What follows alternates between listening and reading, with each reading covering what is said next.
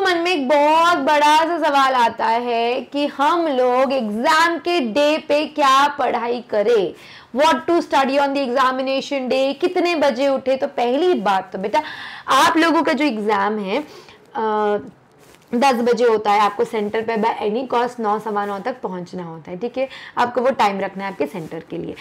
तो फिर मैम हम लोग कितने बजे उठ के पढ़ाई करें? आप अपनी नींद अच्छे से लेंगे एग्ज़ाम से पहले। एग्ज़ाम से पहले आपकी 6 आवर्स की नींद होना बहुत ज़रूरी है, ताकि आपका माइंड काम रहता है और आप लोग आराम से कॉन्सेप्ट रिकलेक्ट कर पाएंगे, ठीक है। अब आप लोग कितने बजे उठने चाहिए और कितना टाइम आप लोगों को मिलेगा? जस्ट बिफोर एग्ज़ाम क्या पढ़े, कैसे सारे सब्जेक्ट उस पीरियड में मैनेज करें, कौन से सब्जेक्ट को प्रायोरिटी दे, कौन से बुक से पढ़े, कौन से एमसीक्यू से करे, ऐसे ढेर सारे क्वेश्चंस मुझे आपको दिख रहे थे। मैंने आपको बोला था कि आपके एग्जाम रिलेटेड आपको जितने भी क्वेश्चंस हैं आप लोग मुझे इंस्टाग्राम पे डीएम कर सकते हो या यूट्यूब वीडियो के नीचे कमेंट करके बता सकते हो। जो आप लोगों ने बताया उसी से मैंने कंपाइल किया है।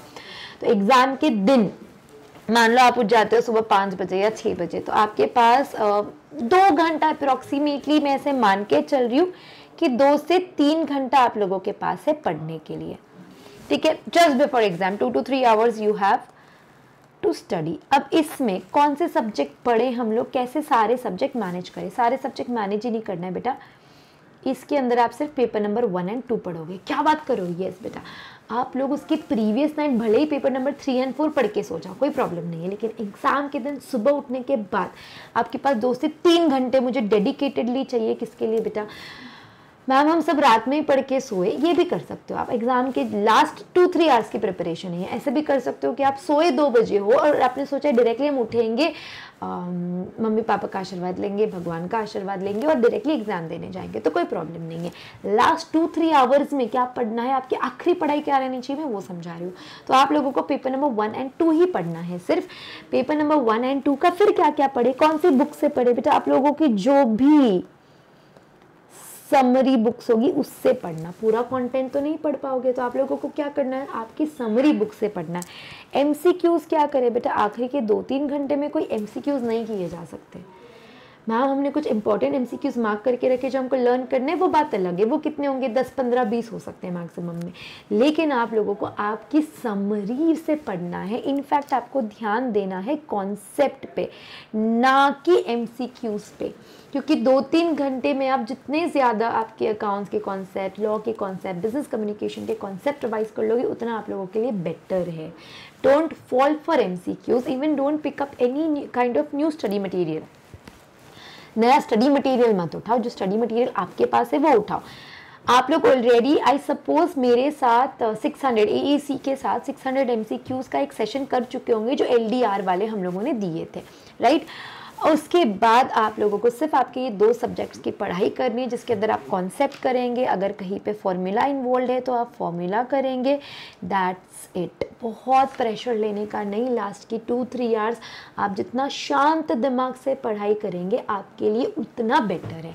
ऐसे टाइम पे पैनिक ज़्यादा क्रिएट होता है।